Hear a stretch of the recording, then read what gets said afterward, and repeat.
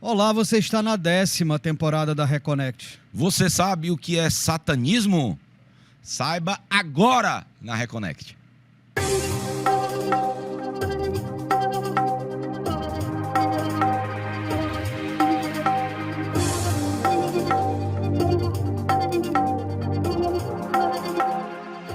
Olá, você está na Reconnect, seu portal aberto para falar sobre espiritualidade para além da religião aqui na TVC, canal 5.1 HD, afiliada à TV Cultura.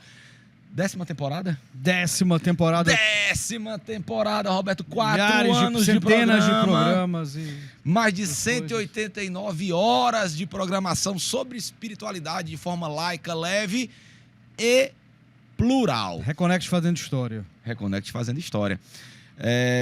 Como a gente é um programa leve, laico e plural, hoje a gente vai separar o joio do trigo, Roberto. Nós já trouxemos aqui duas pessoas que falaram sobre luciferianismo, sobre satanismo, dentro de algumas vertentes, né, afro-brasileiras e tudo mais, né? Hoje a gente vai separar o joio do trigo. Hoje a gente vai falar sobre a tradição esotérica luciferiana ou satanista. Muito bem, lá no nosso YouTube, você segue a gente lá, que a gente tem uma playlist que é falando sobre a relação Deus e o diabo. Tem o programa do Jeová, se o diabo existe, tem essa questão da... Deus precisa dessa figura do diabo, o diabo precisa dessa figura de Deus. Dentro da nossa tradição judaico-cristã ou dentro de outras tradições, como é que se comporta?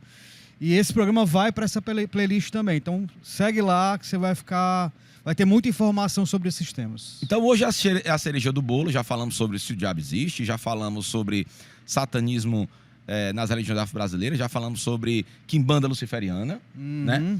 E hoje a gente vai botar cereja do bolo. E hoje, inclusive, olha, eu vou dar um spoilerzinho para vocês ficarem aqui ligados, que até o final do programa o nosso convidado vai falar para vocês como é que vocês fazem para ter o cramunhãozinho de vocês dentro da garrafa. Né?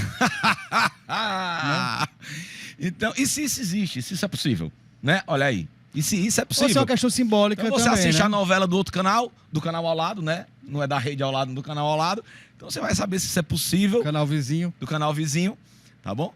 Então, para responder, para falar sobre isso, ele que foi muito bem indicado para nossa produção, ele que pratica a tradição esotérica luciferiana, Mestre Richard. Bem-vindo, Mestre Richard. Bem-vindo, mestre. Que hoje é aniversário dele. Sim, parabéns. 3.5 turbo motor. 35 diesel, anos, V6. sim. Eu vou começar, eu vou V6. logo atiçar o luciferiano. Mestre, parabéns. Feliz Obrigado, aniversário. querido. E o senhor tá muito mastigado para 35. Né? Aqui a gente é um programa que joga com verdade. É trabalho, Trabalha pô. com verdade. É muito trabalho, sol quente do brincando. Nordeste, né? Hoje, de forma sucinta, meu irmão, ainda hoje pode ser por ignorância, pode ser por transgredir, apesar de ser um país que se diz laico, né? Essa questão do luciferianismo, satanismo, transgride muito ainda o inconsciente coletivo. Sim, com Né? certeza. Como foi para você, de forma sucinta, você conheceu como, né? Com quantos anos tua mãe te expulsou de casa quando tu disse que... Como é que você conheceu a palavra de Lúcifer? Muito bom, interessante. Eu, na verdade, nasci dentro de uma família materna. A minha família paterna é cristã, mas minha mãe e minha avó são iniciadas, são de Aí. tradições esotéricas, elas são teósofas, seguidoras de Helena Blavatsky. Então eu aprendi o tarô na infância, né? 6 anos de idade, eu via minha avó fazendo, e eu me interessei muito por muitas questões inerentes ao paganismo, a essa tradição esotérica, que remota de tempos imemoráveis, né? 45 mil anos de tradição pagã existe na história da humanidade, Sim. achados arqueológicos e tudo. Então, para mim, foi um desenvolvimento gradativo. Eu aprendi, Natural, quase, estudei, né, Richard? natural. Era uma coisa... A magia, para mim, é algo natural. O cristianismo que se tornou antinatural. É o contrário, na verdade. Eu não fui expulso de casa pela minha mãe. Mas deve ter sofrido na escola. Sim, não só na escola, mas também da parte da minha família paterna, por exemplo. Existe um grande preconceito. Embora que hoje eu chego de Evoque em casa, então é um pouco diferente. Aí o pessoal Existe muito começa a isso. pensar nisso de forma diferente, Isso, né? As pessoas começam a pensar... Dá certo, alguma coisa dá certo ali, porque né? quando você faz uma coisa e não dá certo, você é um doido, né? Agora, quando você faz e dá certo, você é maravilhoso. Tem muito essa hipocrisia na nossa sociedade. Então, a conexão com os deuses pagãos, a gente não chama de demônio, a gente chama porque é legal, né? Pra afastar os incautos. Mas Pra dar um medinho, né? Do que... Mas demônio vem de um termo grego, daimon, que significa espírito da natureza, o espírito de sabedoria, conselheiro. Sócrates tinha o seu daimon, Platão tinha o seu daimon. Isso é interessante, porque a gente já falou várias vezes sobre isso, sobre essa questão da figura do demônio ser muito uma figura construída pelo catolicismo e de um tempo pra cá, na verdade. Vou explicar isso, certeza. Muito bem. Então vamos lá, já que a gente entrou nisso, o luciferianismo, o satanismo, ele acredita em um Deus, vamos chamar de Deus, um daimon superior ou não? Acredita como algumas religiões afro-brasileiras, de espíritos daimons naturais que nos conectam com o divino? Muito bom, muito boa pergunta. Existem, a verdade é assim. 1 a 0. Mas outro falou que a minha colocação foi interessante antes da dele. Foi antes. Vocês estão disputados, tá vendo rolando uma disputa. Sempre tem, é normal, desde o começo. Então, o luciferianismo, como você mesmo frisou, é uma tradição esotérica que remota da Grécia. A Grécia antiga, o culto às serpentes. É um culto pagão. Você não tinha essa referência? O culto pagão das serpentes, que a serpente está ligada à sabedoria. E Lúcifer é um deus para muitas tradições, para muitos pensamentos pagãos e povos diferentes. Um adjetivo, o portador da luz, Heliel Ben Shahar, isso aí é hebraico, que vem do entendimento do planeta Vênus. O primeiro culto, a gente falou de Deus aqui, então como que nasce o entendimento do ser humano com Deus? Eles olham para os astros, veem os planetas, a movimentação que existe no cosmos, e percebem em equivalência o que isso representa na agricultura. Porque eles percebem que em determinados pontos tem mais água, tem menos água, chove mais, o plantio é melhor. E aí eles criam essa associação e conexão com esses deuses astros. E a estrela Vênus, que é Lúcifer, ela tem uma representação muito interessante, que se você for hoje e olhar para os céus, você percebe que antes do Sol nascer, aparece Vênus, e ela traz a luz, que é o dia que nasce. E essa coisa... Mas Lúcifer também foi muito referido a Nabucodonosor, né? Aí é Isaías 14 que você está falando. É uma referência bíblica, um erro de tradução da parte de São Jerônimo, do século V, que é o pai o padroeiro dos tradutores da Bíblia, que ele traz essa conotação de Lúcifer como substantivo, como um ser maligno, que é um anjo que cai dos céus e que faz maldades, mas na verdade não é entendido, porque quando ele faz essa referência, ele fala, caíste, ó estrela da manhã, né? Ele se refere ao reinado de Nabucodonosor, quando foi invadido por Ciro, da Pérsia, que tira os hebreus que estavam ali cativos, ali na Babilônia. E aí quando isso acontece, ele usa a referência da queda do rei Nabucodonosor com a queda de Vênus, que Vênus desaparece no céu noturno. Então eles entendiam que Vênus caía. Só que essa queda ela tem um princípio de sabedoria. Inanna, na Suméria, por exemplo, ela desce ao submundo, traz a sabedoria e volta essa coisa da ressurreição, da morte e ressurreição. Tem a ver com isso. A Cabala, inclusive, explica, né? Você tem uma coisa do judaísmo, né? Estudos esotéricos do Talmud e tal. E a Cabala ela mostra na Árvore da Vida na Idade Média essa descida, né? Que você passa por todos os corpos mais sutis, as séfiras mais sutis, e vai até o Malkuth, que é onde nós estamos. E depois você sobe pelo caminho da serpente. Isso é a queda de Lúcifer e a ascensão do portador da luz. É disso que se trata. Mas a questão assim, para os cristãos, o papel de um opositor a Deus, né? Isso vem muito do Novo Testamento, né? Porque o Velho Testamento não precisava de opositor, porque Deus era dual. Né? Deus mandava peste, Deus mandava matar criança. Então, fazia a desgraça toda. Fazia a desgraça toda. Então, aí vem Jesus com a outra visão de amor, né? Vem com a visão de um Deus amoroso, de um Deus pai, um Deus de pai e tudo mais. Aí, apareceu de forma mais forte... Então, peraí. Se aquele Deus não é um Deus que manda as pestes, alguém tem que mandar a peste, né?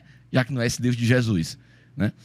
Você acha que essa figura de demonizar o Satanás ou Lúcifer foi necessidade humana? Ah, sim, com certeza. A gente falou de Babilônia, porque a religião judaica... Deixa eu só completar, assim, só para poder fazer mais uma ponte aqui. Foi uma necessidade humana ou foi uma necessidade do cristianismo para a manutenção da religião? Uma necessidade dos humanos cristãos, no caso. E aí vocês respondem as duas perguntas. Os hebreus estiveram cativos na Babilônia, nós falamos sobre isso. E os hebreus, os judeus são extremamente sincretistas, assim como os cristãos. Eles absorvem elementos das outras culturas, patentiam como sendo deles e matam o restante da galera que não segue a religião patriarcal dos mesmos. Isso no passado, né? Hoje em dia a gente tem direitos humanos, eles comem o cérebro. Então, os judeus, o que eles fizeram? Quando eles... A gente tem Quando eles chegaram não deixa de ser uma evolução, né? Quando eles chegaram na Babilônia, eles tiveram acesso ao zoroastrismo, que é a religião de Zoroastro, que era monoteísta, só que tinha esse entendimento de Ahura Mazda, que é o deus bom, que tem anjos, e tem o Ahriman, que é o deus mau, que tenta a humanidade e que tem essa percepção dessa guerra, essa batalha espiritual que existe. Os judeus pré-babilônicos entendiam Deus como um todo. E é disso que se trata. Você perguntou sobre demônios, daimons, aí eu já respondo essa questão em todo. O que é Deus? Vocês talvez fossem fazer essa pergunta, mas eu já vou responder. A gente ia fazer, mas era só no segundo bloco. Você queimou o... Queimei o cartucho. Vamos pensar que então a gente não vou responder agora. Não responde, tô brincando. Pode responder. Deus é tudo. Essa é a definição. Uma definição melhor seria a raiz da palavra, a etimologia, que é natureza.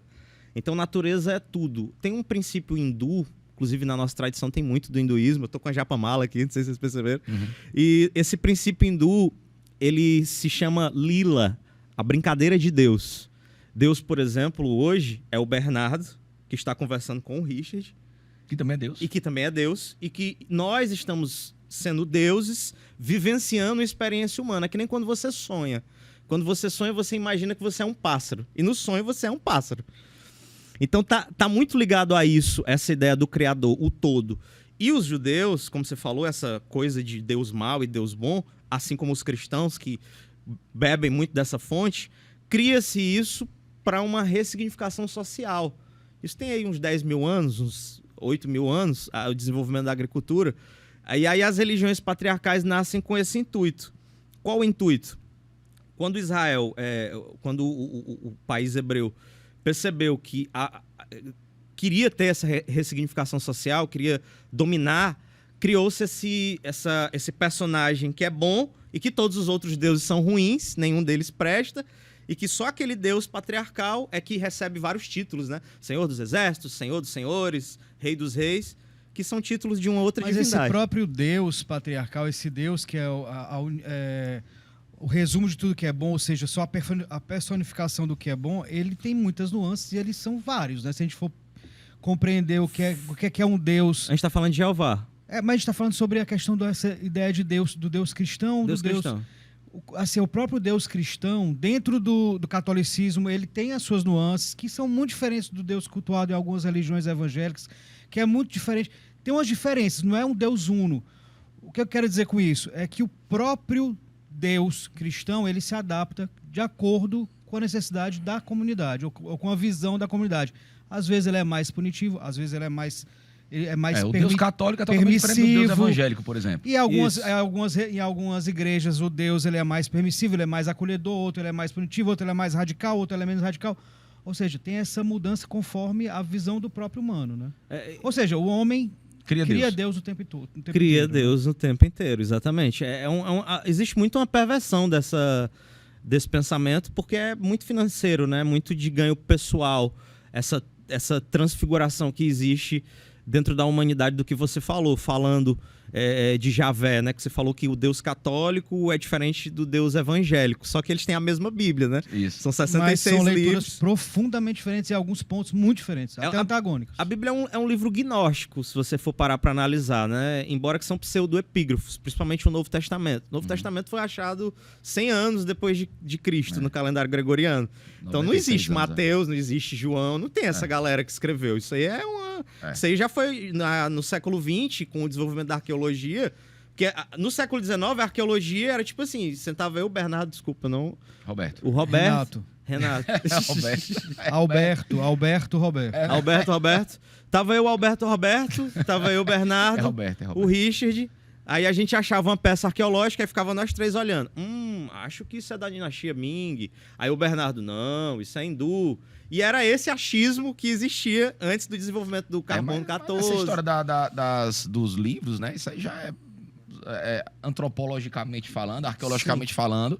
Ninguém que escreveu a Bíblia teve contato com Jesus Cristo, né? Não. Então, assim, os primeiros evangelhos encontrados, os primeiros livros encontrados foram 45 anos depois de Cristo, alguns 95 anos depois de Cristo, 96 anos depois de Cristo, outros 150, 200 anos depois de Cristo. Então, assim, partindo do princípio que a expectativa de vida na época de Jesus era 45, 43 anos de idade, 33 era um velho, né?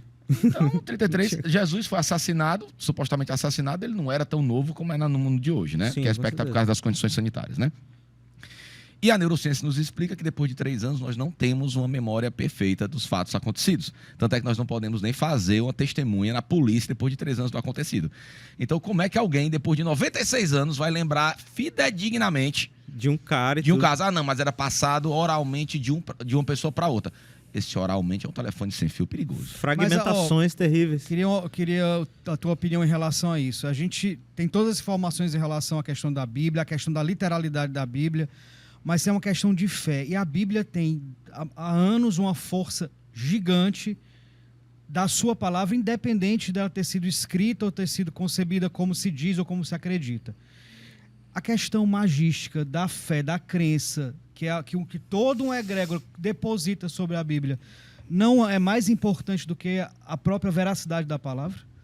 Muito boa pergunta. Incrível. Agora foi. Vamos aplaudir. Agora muito obrigado. Eu vou embora. Já fiz o que eu tinha para fazer aqui. Eu acordei só para isso. Agora eu vou voltar a dormir. Muito interessante. Eu ia guardar pro final, mas ele queimou o final e agora... Agora danou-se. Mas a gente vai responder de novo, pô.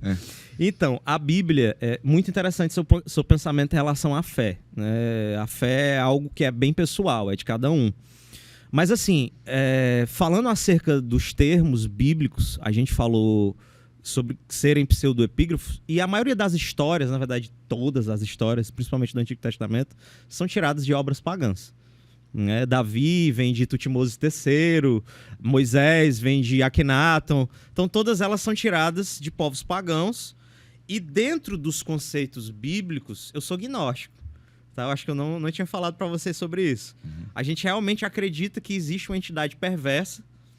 Nós temos esse fundamento que existe uma entidade perversa que permeia o cristianismo e que trabalha na mente das pessoas com o intuito de mantê-las presas em um círculo eterno, encarnativo, onde elas não evoluem. É uma entidade que trabalha com involução.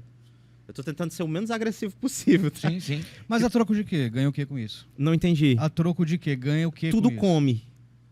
Tudo se alimenta no mundo espiritual. E existem algumas entidades que se alimentam da tua prosperidade, de tu estar bem, culpa. medo, culpa. Raiva. E estas Dúvida, entidades raiva, perversas pena. têm o intuito de se alimentar justamente disso.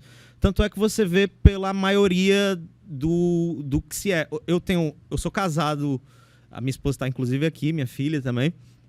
E a gente tem uma coisa muito legal com a gente, que é a coisa do pacto. O pacto em si, de relacionamento. E eu não vejo isso, pelo menos o que eu vejo no meio cristão, que a gente tem dessa percepção, é uma falta de realização de desejo. O fato do cara não realizar os seus desejos pessoais por conta de moral vinda desse livro que a gente está falando, faz com que ele se torne muitas vezes perturbado. A gente tem vários exemplos desses dentro da Igreja Católica, com os padres. Não vou frisar muito essa parte, é pesada, mas isso foi aprendido, inclusive, com Freud na Idade Média. Surgiu uma doença chamada histeria. Você já deve ter visto sobre isso. E a histeria se dava justamente porque os maridos não realizavam os desejos de suas esposas. E aí os médicos tinham que estimular a parte feminina para que as esposas pudessem se livrar da histeria. E aí eu estou falando isso no tocante ao realizado desejo. Porque a Bíblia em si, principalmente o Novo Testamento, mas o Antigo também muito ali no Pentateuco, mostra que a não realização do desejo é a proximidade com o Criador. Quanto mais pobre eu sou, mais de Deus eu sou. E o que a gente aprende na psicanálise é que a não realização do desejo é a própria morte. Enlouquece a sua mente. E o desejo é o que te faz continuar. Eu realizo o meu desejo, eu tenho a satisfação, compro um carro novo, hoje é meu aniversário, vou ganhar presente de vocês. Quando vocês Já me dão... ganhou, tá aqui com a gente. O fato de ter palpável. poder responder uma pergunta minha, pra que presente maior do que esse? Pelo amor de Deus. Não, mas vocês sucintamente, entenderam. Richard, vamos lá. Vamos só voltar, pelo amor de Deus, conclui, porque senão vão arrancar a minha cabeça. É, porque vão dizer que a a gente galera corta. arranca a cabeça da gente na internet, porque a gente não deixa o convidado falar sem entender, sem lembrar. Vou fazer aqui um discurso, uma palestrinha, sem lembrar que a gente tem 50 minutos de programa Caramba. e que nós somos um programa que passa na TV aberta e que eu boto assim, eu quero saber que outro programa na TV aberta traz, por exemplo, um luciferiano, traz um satã, dá Ninguém. voz para que Ninguém. vocês possam falar também. Então, as pessoas não enxergam isso. Elas enxergam que dentro de 50 minutos você tinha que falar sobre absolutamente tudo, responder todas as perguntas e o programa ser 3 dias, 4 dias. Seguidos. É. Porque o pessoal está acostumado com... Apesar do cenário ser de podcast, só pensa que a gente tem 3 horas para falar. Mas vamos lá, Richard. Seria massa. Seria ótimo, mas não temos. Vamos lá. Mas vamos lá, Roberto. Então vamos lá. Sucintamente, Richard. Existe um opositor ao Deus cristão? Eu sou esse cara. Prazer, Richard. É um prazer, meu nome é Richard Anticristo. O pensamento anticrístico é porque a gente tem que entender o seguinte, aí eu vou falar de satanismo, eu vou explicar... Mas falar que é anticristo não significa que é anti ao figura de Cristo, é anti ao cristianismo, o não. cristianismo em si, sim. A gente enxerga... A figura de Cristo no próprio cristianismo? A gente enxerga... Pode Não, se considerar até assim, não, é porque né? o cristianismo nasceu no Concílio de Nicéia, né, em 416. Às vezes a pessoa Mas fala hoje a que gente Jesus vem de um cristianismo que Jesus não disse nada daquilo.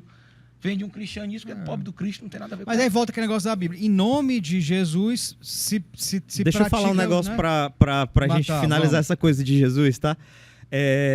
As crucificações romanas, elas eram todas documentadas. Isso é muito importante se saber. E não existe nenhuma crucificação romana que tenha um documento de uma pessoa e de uma figura tão importante como Aí já é a esta. história da fé. É uma história de fé. Jesus é fé. Jesus não existe. Jesus é fé. É uma questão de fé.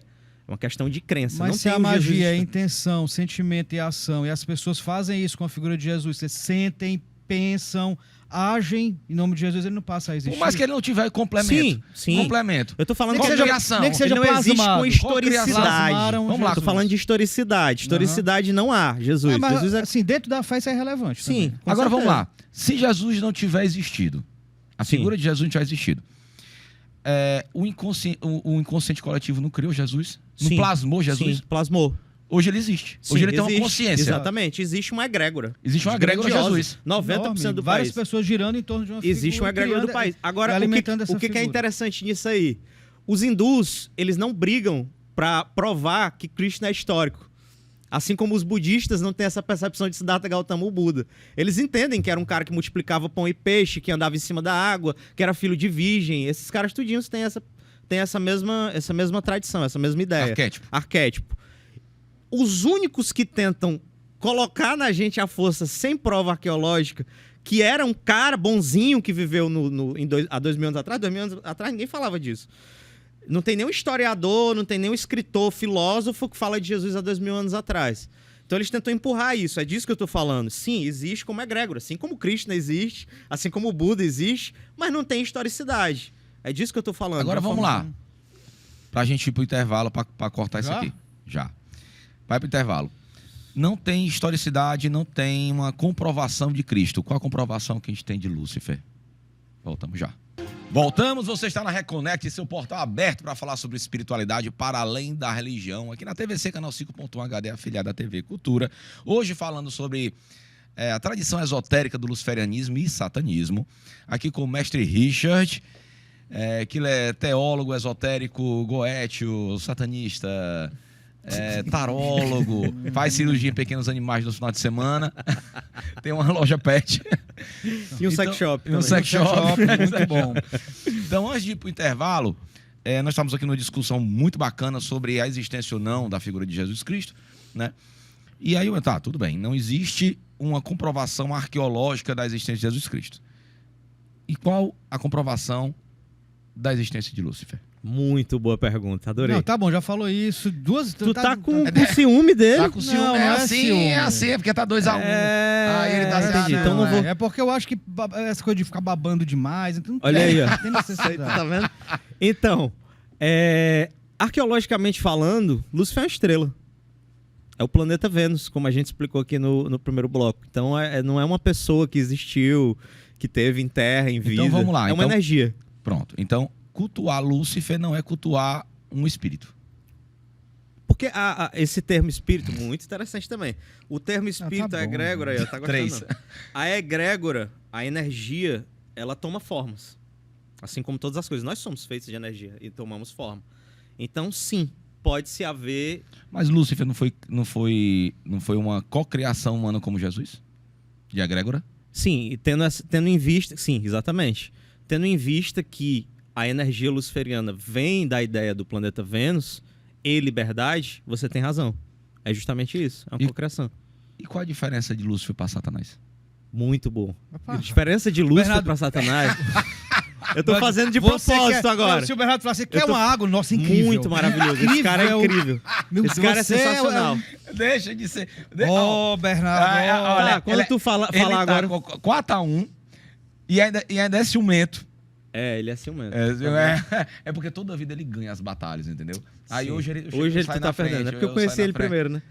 A palavra Satã vem de Shaitan. Shaitan significa discordância, ideia oposta. A primeira vez que aparece na Bíblia é em Números 23, quando o anjo do Senhor aparece e ele é conotado como Shaitan. Então, Shaitan não é demônio, não é um ser, é uma ideia. Judaico, né? Era um É uma promotor, ideia. Sim, os promotores do judaísmo que julgavam os casos na frente das sinagogas, tudo bem.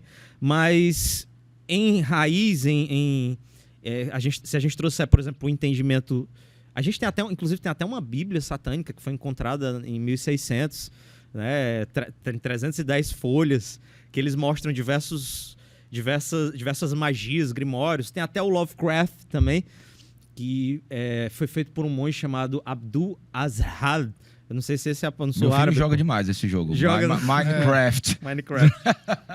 E o H.P. Lovecraft, que é um escritor ali mais na frente, bem mais na frente, ele mostra toda essa ideia, essa percepção, só que de uma forma bem cinematográfica.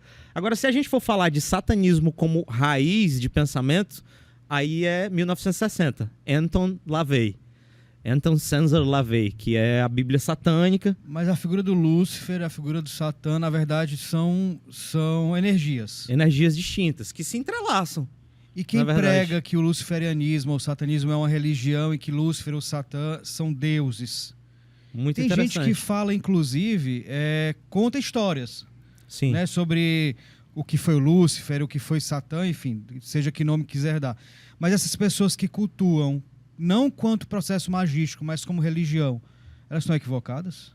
Em relação a isso, na verdade, o culto ele é livre, como a gente acabou de dizer que Jesus não tem historicidade, Mas você percebe mas que as existe... pessoas podem cultuar. Vou contextualizar. Certo. Existe hoje uma enorme curiosidade do jovem, né, místico, que tem uma galera que vai para o culto de bacanismo, de embranquecer religiões africanas, de fazer o negócio mais paz e amor, e tem a parte da quimbanda, a parte luciferiana e satanista, tá também cooptando, ou atraindo, ou as pessoas se sentem atraídas a essa parte dos jovens que são curiosos, porque são os caras que querem ser o lado negro da força e tal, e tal, e tal.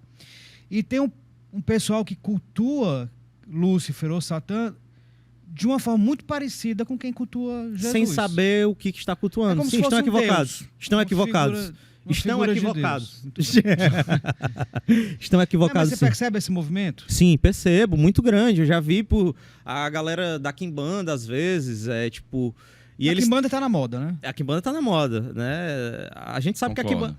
que a Quimbanda, ela é uma... Eu posso dizer que ela é amalgamento, uma tradição amalgamento. trina também. Porque os bantus vieram nas diásporas, chegaram aqui, tinham a pagelança, e da pagelança também tiveram os ibéricos, criminosos da Europa, que foram refugiados aqui. Magia Magia ibérica, né? europeia, Misturou né? tudo. E aí, se você pegar hoje a Quimbanda, se você pegar a tradição, eu tenho amigos na Quimbanda, o meu irmãozão, pai Paulo de Airá, quero mandar um abraço para ele, tá voltando da Nigéria. Abraço, Beijo, Paulo. Paulo, Paulo veio é um aqui 4 amigaço vezes. nosso. Paulo é uma figuraça. Paulo é incrível, é um cara incrível, um amigão, um irmão. Ele sempre fala comigo uma coisa que eu acho incrível. Uma frase que eu nunca mais esqueço do Paulo. Ele fala: Roberto, historiador. Caramba, ele imita igualzinho. Pessoal, né? E a Quimbanda, ela tem muito, cara, da magia ibérica, os selos, os sigilos, o ponto riscado, o culto ao Exu, que se assemelha ao Daimon. Então é uma percepção muito semelhante, porque uma coisa vem da outra. E aí a gente tem que entender que o sagrado ele tá alicerçado nisso. Agora o que você falou desses movimentos de loucura, da galera no cemitério satanista e de rock... Na verdade, cultuar como se fosse mais uma religião do que uma prática, né? Isso. Aí começa a ter dogma, aí começa a ter É terrível. Regra, aí começa... regra O Aí satanismo... você tira a pessoa de assim... de Cristo, Vende uma falsa libertação. Se liberte do cristianismo, do cristianismo. das Aí amarras do te cristianismo. prende no luciferianismo. Que se torna dogmático também. Exatamente, igual. só muda a Você figura. troca de caixa. Existem casas luciferianas religiosas. É justamente a falta de informação. A pessoa conhece o nome. Lúcifer. Aí ele cultua o Lúcifer da Bíblia. Essas casas normalmente cultuam o Pronto, Lúcifer. é esse ponto que eu queria isso. chegar. Então isso é equivocado. É tá um errado. equívoco, com certeza, porque eles não entenderam essa parte. Eles precisam estudar, precisam aprender. Não se livraram das amarras. Para Na você verdade, se tornar um mestre luciferiano ou um tata, o termo tata, inclusive, eram as entidades, né? Que eram chamadas de era tatas. tato que é pai. É pai. E para você se tornar um mestre, você tem que estudar, pô. Ah, tem a vivência espiritual. Pô, o cara tem uma vivência com os espíritos. Mas tu tem que saber quem que já fez isso. Sim. Da onde que isso vem? O problema do cristianismo, muitas vezes, hoje é esse. Que as pessoas não procuram saber de onde vem. Porque você pode seguir como filosofia e tradição o amor ao próximo, que vem dos Vedas, pô. Do hinduísmo. Entendeu? Eles já amavam o próximo antes de haver religião. Você de pega o qualquer Bhagavad Gita, tem muito Bhagavad da... Gita é o corpus hermético da Índia, né? Mas vamos lá. Então, assim, a gente vê muito hoje as pessoas não querendo ter o seu culto livre, não ter a sua liberdade. Elas pessoas procuram gostam de transgredir, saber. elas gostam de... Assim, eu Vou mudar de religião. Não, fala assim, não. Ser luciferiano ou ser satanista é ser contra Jesus, é ser contra o cristianismo, é ser dark side, é andar de moto cheia de tatuagem no corpo, Preto. com a figura, Harley com Davidson. as cores, não sei o que. E a gente tá vendo que, no teu entendimento, não. Não, Tem nada a luciferiano- ver um com o outro. O próprio Eliphas Levi, cara, lá atrás, não só Eliphas Levi, mas o Crowley, a Blavatsky, que são pessoas que estão envolvidas. Esse é o resgate do paganismo do século XIX pro século XX. Porque o paganismo meio que morreu na Idade Média, a galera matou todo mundo. E aí esse resgate acontece ali. E a gente entende que o culto luciferiano é um culto de iluminação, de liberdade, de muito estudo e sabedoria. Então o luciferiano ele passa a vida inteira lendo livros, estudando, aprendendo. Ele tem que ler, tem que entender as tradições, de onde vem, a origem, a raiz. E essa galera que você citou, inclusive, que é o pessoal muito bom, inclusive, que você citou. Ai. Obrigado. Não vou nem. Tá, obrigado. Não, tá certo. Assim, tá querendo me agradar. Assim tá também dois não a- vale. Troféu dois de a quatro. consolação. Assim também não vale. E aí o luciferianismo, a ignorância surge justamente do não estudo.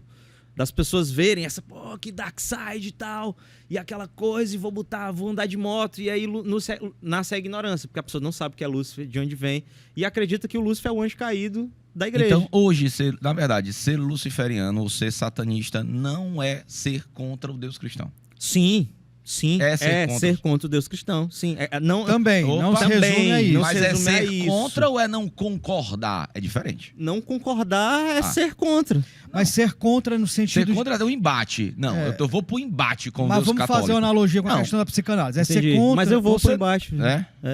Mas essa é contra nessa concepção de que o Deus cristão, ele lhe priva da realização dos seus desejos. Isso, exatamente. Enquanto- Muito bom. Maravilhoso! Maravilhosa colocação, meu amigo. Deixa Que eu perguntar incrível. uma coisa, mas pegando essa analogia ainda. Pode parar, tá bom já. Ainda continuando nessa analogia, a gente pode falar que o culto a Lúcifer, ou o culto real, eu não gosto dessa palavra, vamos lá, o culto real de Quimbanda, um culto satanista, um culto que vai por aí esse lado da realização dos desejos, de não ter culpa, medo, dúvida, de não ter culpa, aquela culpa católica de ser Pecado. próspero, de não vibrar nessa egrégora do pecado. É um culto individual, é o culto do indivíduo, é você, o alcance do que seria Deus, o alcance de você mesmo, Eu ia dizer, do mas seu desejo, de você se reencontrar, que é algo que a psicanálise faz muito. Sim, né? Aquela coisa de você... o Anton LaVey, que é o pai do satanismo, americano, né? Lá dos Estados Unidos e tudo, ele cria a igreja, a Dark Church, que é um lugar onde essas pessoas rejeitadas se reúnem. E o culto satânico, ele tem a figura do ser humano como centro. O LaVey é ateísta, ele não acredita nem em Deus e nem em demônio. Inclusive, as imagens, elas são para afastar os cristãos. Porque onde eles vêm, normalmente tem problema, a galera cria moral. E eram pessoas que estudavam filosofia, metafísica, espiritualidade, entendendo não como algo para fora, mas algo que é dentro. Para E você. sim, isso responde a sua pergunta. Porque o culto central, os 4 elementos, eu tenho aqui a tetragramaton, a galera diz que eu não gosto de judeu, ó. Tem o tetragramaton aqui na minha mão, que representa justamente os 4 elementos da natureza, que estão em você, fazem parte de você, do seu corpo, da sua vida. Então, você o culto ser Deus. principalmente individual, o culto que você se cura, o centro é você. Sim. Existe uma coletividade, porque se você está com outras pessoas ali, aquilo se espalha, mas o mais importante para o culto luciferiano é o indivíduo, você. O indivíduo. A sua em si. melhora, Você é a Deus. sua cura, Você é o Deus da sua vida. você ser que sua própria resolve. divindade. Sim, isso é. Só que assim, eu sou luciferiano e o meu templo ele é teísta. Então a gente pode dizer que nós podemos dizer que somos demonólatras.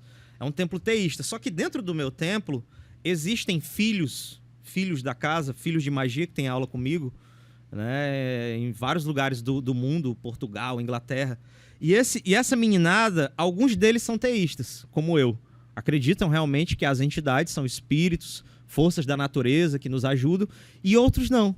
Outros são ateístas e acreditam que são fragmentos da mente, que na verdade te ajudam na tua evolução pessoal, e esses 2 grupos eles são abraçados pelo nosso tempo. Até porque é uma coisa assim, é a só uma mesma forma diferente é de a mesma pensar. coisa, E é a a caridade fica onde nisso?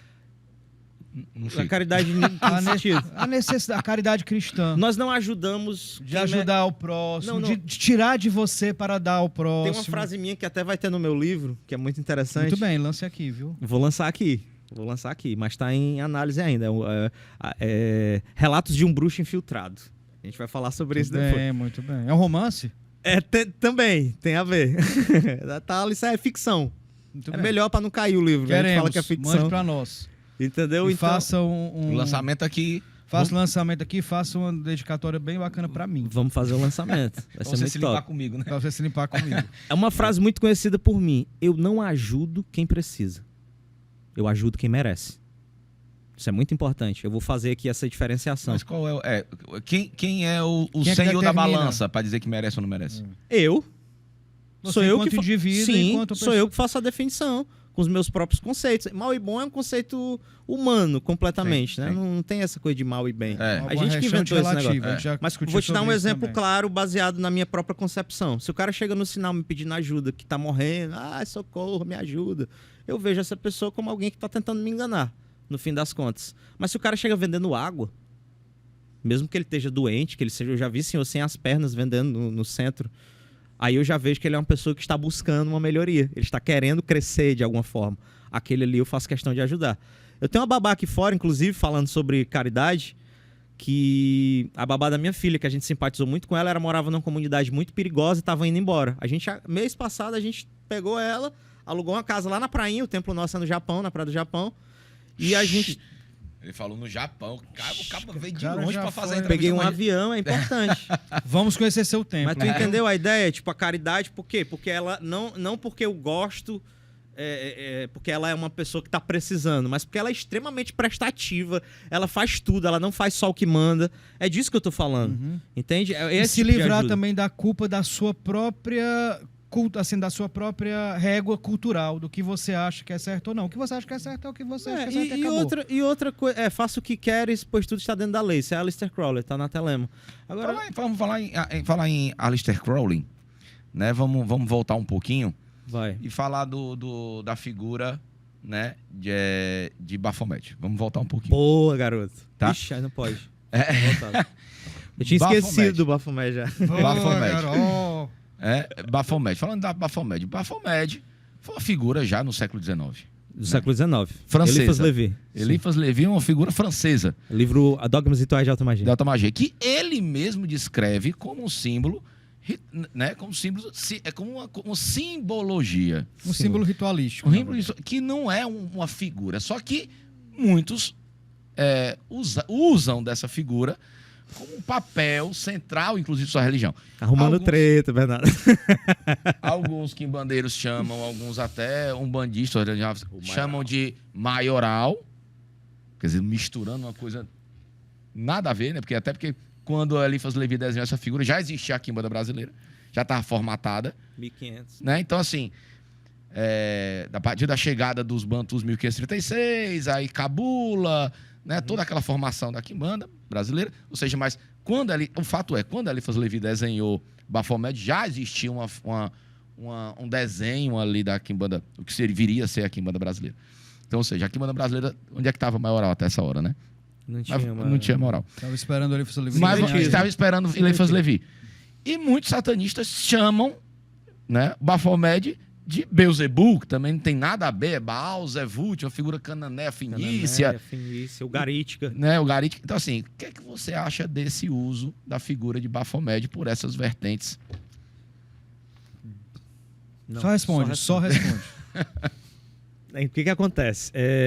Aquilo que a gente falou da falta de informação, principalmente que o nosso país é o segundo país pior em educação, a gente só perde para a Indonésia, até nisso a gente perde, né? E aí o que acontece? Essa desinformação, essas pessoas que fazem isso, elas não sabem quem é Eliphas Levi.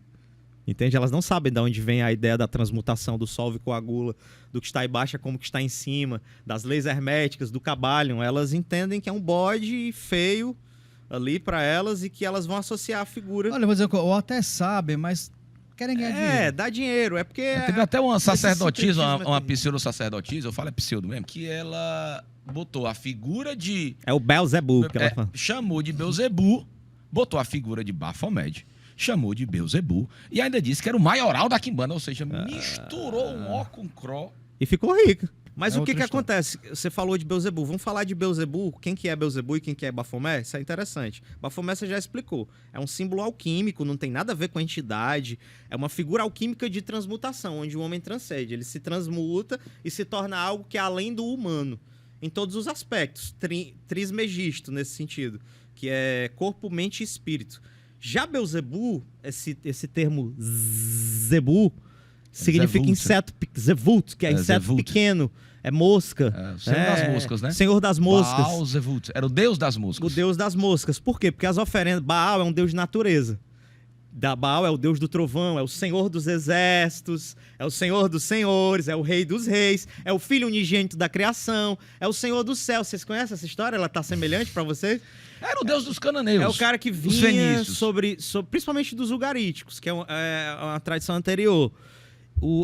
Foi encontrado agora no século XX os ciclos de Baal, que são tábuas que narram a história desse deus Baal, que morre e ressuscita. Inclusive vence a morte e ressuscita. E daí que vem a história toda. Jesus é que seria o Baal, mesmo dentro do paganismo. E ele ganha esse nome de Zebu porque as oferendas da natureza se enchiam de moscas. Os adoradores de Hashem, né, de Adonai, brincavam, o senhor das moscas. E aí eles criam uma ressignificação para isso, porque Baal enfrenta um deus que é aracnídeo. O deus judeu, né, Yahvé, pelo que hoje é a Palestina, né? Eles estavam brigando pelo que hoje é a Palestina. Sim. Os judeus faziam sacrifício para Yahvé, só que queimavam em holocausto. Sim. E os cananeus deixavam no templo criando mosca. Aberto. Como toda guerra, além de ser territorial, é religiosa, sim, como os judeus ganharam a guerra contra os cananeus, aí eles não iam perder a oportunidade, né? Seu Deus não presta, seu Deus é o Deus das moscas, é o Baal, Zevut. Exatamente isso. A briga cultural desnecessária, porque os panteões podem ser abraçados, né? O paganismo antigo é justamente isso, essa coisa do controle monoteísta, ela se dá devido a essa situação. Tipo, eu crio um padrão, o Deus é assim, é barbudo, é um cara que não gosta de quem se masturba, pode falar esse termo? Pode. É um cara que masturba, claro, né? Ele não gosta de falar se masturba, que eu tô falando. Pode falar. Pode, é um termo científico. Pode mostrar, entendi. Aí o que acontece? Que não gosta do desejo, que é contra aquela ideia toda, e que você precisa se encaixar nesse padrão. No panteão grego a gente tem vários deuses. Quem não gosta de Poseidon se associa a Afrodite, quem não gosta de Afrodite vai por Hermes, e aí cria-se uma liberdade cultural dentro disto. E aí várias linhas de pensamentos vem trazer pra gente que a gente entende que tudo é o Criador, que é o que a gente falou no primeiro bloco. Tudo é o Criador. E isso são, na verdade, faces, fragmentos de um todo. Não tá separado. Eu não tô separado de vocês. A gente tudo é junto. Tudo é uma conexão só. Mas, Rich, tem um paradoxo aí também que eu acho interessante, que a gente acabou de falar sobre a questão da construção de Jesus. Ou da construção cristã, como essa egrégora que está vibrando em cima de uma palavra, como a Bíblia, faz por parte exemplo. do todo também. E acaba se plasmando. Sim. quer uma mãe de santo qualquer, cria a figura do Beelzebub dentro daquela concepção dela e transforma aquilo. As pessoas começam a cultuar, e não passa a existir enquanto Deus. Na mente das pessoas. Sim, a gente... Se você for botar na mente das pessoas... Tudo é mente, tudo é tudo mental. mente. Não, mas é isso. Então ele passa a ter um poder, Sim. ele passa a ser um Deus. Um poder, uma energia. E como ele foi criado, se foi criado corretamente, se é um mix de coisas, de informações... Não, ele passou a ser um Deus. Entendi exatamente o que você falou. Nós que acreditamos no mundo espiritual, que não somos ateístas, entendemos que a gente falou no começo, que o mundo espiritual tem entidades perversas, que se alimentam justamente da ideia do sofrimento e da ignorância. E é bem possível que esta pessoa esteja cultuando um desencarnado que se passa por essa é óbvio isso. Agora vamos lá. O que são daimons? É o que eu já expliquei, mas vou explicar agora mais profundamente. Você falou, isso. Porque assim... É porque é pouco tempo para muita coisa, a gente acaba se atropelando, mas é natural. Na época, né, da época do começo da formatação da Umbanda, das religiões afro-brasileiras, parará. Teve um escritor que fez um paralelo entre os Exus e os daimons. Que banda luciferiana. Né? E aí eu queria perguntar o seguinte: o que são os daimons? Se existem pactos, que pactos são esses? Se daimons, cada um tem um poder específico ou não, se sobrepõe? Muito interessante. A Goetia, ele não gosta dessa parte. Porque tudo que ele pergunta é muito interessante. Mas porque tudo que eu pergunto é inteligente, porque o cara só pergunta, ele se preparou. Tava esperando faz tempo esse cara. Só responde. O termo daimon significa espírito da natureza, como eu falei, é um termo grego. E na Idade Média, há uma organização disso. Eu sou um ex-praticante de Goetia, posso dizer isso para vocês. Uhum. Porque nós enxergamos os símbolos judaicos como ofensas a esses deuses que foram assassinados pelo judaísmo. Entende? Então, o que acontece? Os daimons, 72, que a gente tem, que é à disposição ali da árvore da vida, 8 de cada lado em cada séfira. Esses espíritos têm o intuito de trazer evolução para a humanidade. Evolução por meio da liberdade, não evolução por meio da serviço. Eu cultuo daimons, eu cultuo esses deuses, como nós chamamos. Mas eu não tenho uma serviço, eu não sou servo desses deuses. Nós temos uma relação de amizade, um relacionamento de parceria. Eles não exigem o meu joelho dobrado, eu não cultuo de joelho dobrado, eu cultuo de pé. Eu cultuo com o meu empoderamento, com a minha força pessoal. E os daimons, sim, os acordos são como tudo. Tudo é uma troca. A gente está aqui, mas está havendo uma troca. Eu vou me beneficiar com as pessoas que vão assistir, que vão me procurar. Vocês vão se beneficiar com as minhas pessoas. O conteúdo é importante, o aprendizado. É uma troca. Vocês estão me passando conhecimento, eu estou aprendendo coisas novas e eu estou passando para vocês coisas novas também que a gente alinha. E essa troca existe também no mundo espiritual. Assim como existe na Quimbanda, que é a troca com sangue, principalmente, que é o elemento primordial, né? Vitalidade, né? A vitalidade, a força, o poder, e nós tratamos também da mesma maneira, até porque a Quimbanda vem do ibérico, então é a mesma coisa, a troca equivalente que está presente na alquimia, um elemento de mesmo poder. Esses daimons, eles precisam dessa energia, porque principalmente na Idade Média, com o inconsciente coletivo, hoje houve um fechamento de portais. Vocês concordam comigo que o mundo ficou mais chato nesse sentido? Sim. Houve um fechamento de portais. Então, para se abrir um portal, exige uma grande quantidade de energia. Em todos os aspectos, até no sentido físico. Você precisa... É uma liturgia muito grande, um ritual de cerimonial. E aí, quando você estava falando para tu isso lá fora, né? Então, quando você traz ali aquela entidade, ela precisa de uma energia para jogar a influência dela, para construir uma Babilônia, para construir uma Pérsia, para construir uma Grécia poderosa. Eles precisam jogar essa energia. E essa energia está contida em nós. Está conosco. E a gente faz essa troca em troca de realizações aqui. Que para eles é fácil. A realização aqui é um estalar de dedos. Imagina um deus como Baal, que a gente está frisando aqui, ou como Ashmadeva, que tem o poder de pegar um rei e colocar no trono. O que ele pode fazer com uma pessoa no mundo atual, em troca de coisas específicas? Isso responde a pergunta, Bernardo? Então, tá chegando um pouquinho, já chegamos no final do programa. Não fala isso, cara. Já. Tem 10 minutos que nós estamos aqui. Pois passou voando. Mas antes de ir pro intervalo, eu queria... Antes de ir pro intervalo, antes de acabar o programa, encerrar o programa, eu queria fazer uma pergunta para você. Vocês fazem trabalhos magísticos e tudo mais, né? Sim. Muitas pessoas têm a visão que o luciferiano, que o satanista só faz destruição. Eu queria saber se isso é uma verdade e quais tipos de trabalho vocês têm a ciência para Vou só fazer. responder. Só responde. Eu já ia dizer já. Muito Pelo bom. amor de Deus. Aí o que acontece? Tá ficando chato, velho. Ai, não é assim, muito comum, não é tão comum como o trabalho de prosperidade e um trabalho de destruição, mas sim, nós fazemos trabalhos de justiça, é como nós chamamos. Destruição é interessante. Dentro da nossa tradição, nós, inclusive o próprio Anton frisa isso no satanismo. O templo de alquimia, o meu templo, ele é uma junção de satanismo com luciferianismo, né? Uhum. Eles se convergem, eles se amalgamam. Certo. E aí o próprio Lavey traz essa percepção de que, na verdade, o ritual de destruição, ele tanto serve para ir contra aquele que te fez um mal, como ele serve para tirar de você a mágoa daquela pessoa. Porque você coloca o teu rancor no ritual. Você esquece. Aquilo não te faz mais, não te deixa mais doente. E aquele ritual, ele vai reverberar como energia. Tudo é energia, tudo tá vibrando. O Tesla dizia que se você quiser entender o universo, você fala sobre frequência, vibração e ritmo. Então tá tudo aqui vibrando, ritmo, energia. A gente pega essa energia, canaliza, claro, tem uma consulta com pedras mágicas. Inclusive eu trouxe aqui uma obsidiana, que é uma pedra que nasce em rochas vulcânicas, depois de erupções vulcânicas. Tem uma conexão com a terra, com o fogo.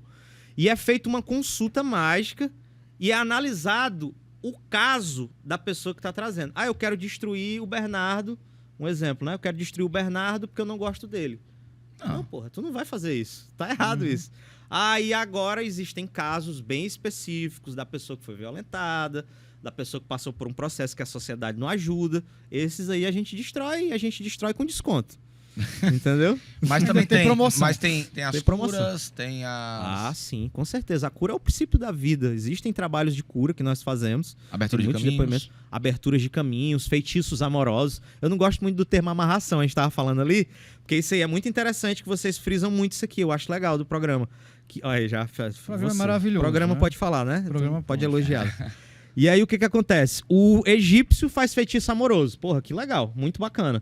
O hindu faz feitiço amoroso. Agora, quando o africano faz, ele chama amarração, magia negra. E aí que nasce a raiz do preconceito racial que existe. Mas a questão da magia negra já foi disso, né? A magia negra é que vinha do negro. A A magia branca, né? E a história da Umbanda branca. Magia não tem tem cor, tem uma magia cor. é a É intenção. tudo que envolve as religiões que tem uma certa raiz ou um Tem o toque preconceito. africano vem com muito racismo, né? Tem o preconceito. Pra gente terrível. aqui no Ocidente. Com certeza, é isso. Mestre Richard, muito obrigado. Falar só uma coisa, quem quiser saber mais, saiu durante o programa todo, várias vezes, as redes sociais do Mestre, então vai lá, pergunta, a gente tá aqui para dar a voz a ele, para que ele possa conversar com vocês, mostrar a cara e vocês podem procurar ele, que ele vai ser Qualquer muito dúvida sobre solícito. os ferianismos, sobre o satanismo, quer bater mais papo sobre esse assunto, Procura ele. procura o Metal, que Vai vão sair sair aqui lá as o teu- redes tua sociais rede social. dele, telefone de No contato. Instagram, pode procurar no Instagram, vamos centralizar, ficou mais fácil. Instagram pra você é melhor? Instagram? Instagram, TikTok. Mas Vamos tá lá no o mesmo Instagram? arroba, né? É o mesmo Tranquilo. arroba. É o mesmo Mestre arroba. Richard. Então vai sair aqui. É o mesmo que você encontra ele no TikTok, como encontra ele no Instagram. Mas Richard, muito obrigado. Isso é uma simpatia. Muito obrigado. prazer Foi um foi prazer tê-lo aqui. Muito obrigado mesmo. Você é maravilhoso. Você eu também. Bernardo, bom dia. Opa, coisa linda. Rapaz, Eu nunca ouvi isso na minha esse vida. homem. Bom dia, olha aí, dia bom. Alberto, eu gosto de você, cara. São 20 anos. Roberto, eu também gostei muito de você, historiador. São 20 Já minutos. gostei também. Obrigado, mestre. Você é um Obrigado, maravilhoso. Roberto. Isso foi leve, foi bacana Muito e foi top. informativo. E você Muito é uma obrigado. pessoa incrível. Obrigado a você que abriu Maravilhoso. mais uma vez as portas da sua casa no domingão. Um bom restinho de domingo. Um bom restinho de final de semana. Você está vendo a gente no YouTube. Obrigado. Acompanhe outros vídeos aqui no YouTube. Até a próxima semana. Até a próxima Até a próxima Reconexão. reconexão. Vamos lá para a Praia do Japão.